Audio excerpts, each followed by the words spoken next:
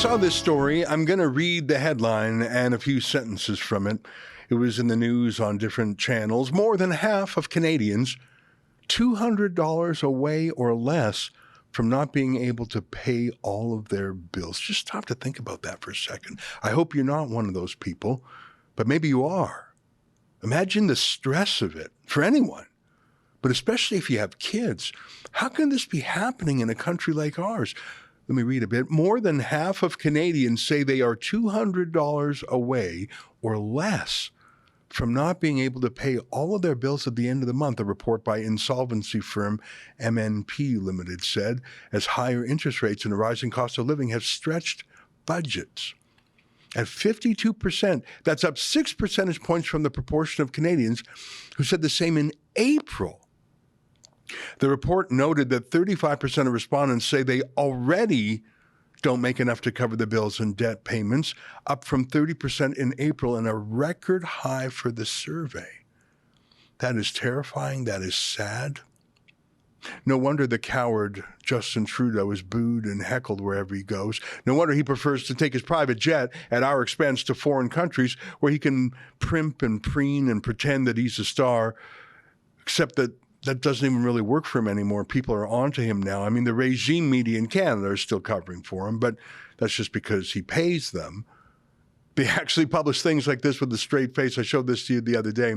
Trudeau to play a key role at NATO. Really? Here's how the Wall Street Journal that doesn't take money from Trudeau put it. Canada is a military free rider in NATO. Ottawa still spends only a pathetic 1.38% of GDP on defense. I mean, he didn't even show up on time for the panel discussion he was supposed to chair. Remember this? The extraordinary panelists that we have assembled. If I can briefly introduce Prime Minister Justin Trudeau, Prime Minister of Canada, will be coming here momentarily. He's going to slot, yes, thank you, Prime Minister. That's the empty chair. We have, of course, Latvian Prime Minister Krišjānis Kariņš. But he just loves to get away from Canada. And I think it's fair to say he loves to get away from his house where he is with his estranged wife. He's just phoning it in now, isn't he? He'll do anything to buy friends. I mean, this story here, the Liberals throwing $450 million to the United Nations for climate in third world countries. I can't think of a worse waste. How much do you think will wind up in the Swiss bank accounts of dictators and other corrupt officials? 50% of that? 90% of that? All of it? And how would you even know?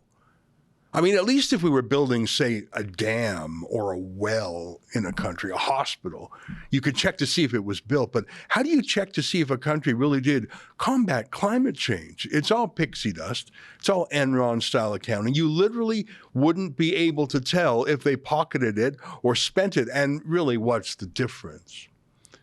And I showed you the $100 million given to police in Haiti. Not to police in Canada, where we have a crime wave. Haiti. Just because Trudeau wants the Haitian vote in Montreal. So we're poor at home, but Trudeau is partying overseas and throwing around our money. But the world still mocks him. They'll take his money, but they mock him. But it's bad. I mean, we love to talk about dramatic things like the war in Ukraine or global warming, but how about what ordinary people are talking about, like not being able to pay their bills? And how about all the young people that took out mortgages because Trudeau said that mortgage rates were low and were staying low?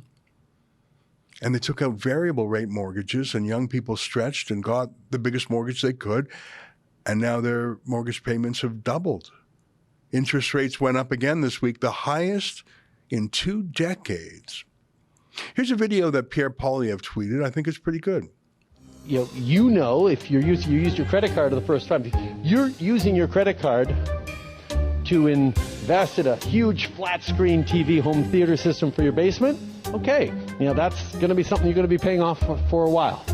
But if you use your credit card to go back to school, or if you use your credit card, you go into debt to build an expansion on your house that you're then going to be able to sell your house for more. If you're making investments that are going to return, that is how you grow a strong economy. Because quite frankly, confident economies invest in themselves.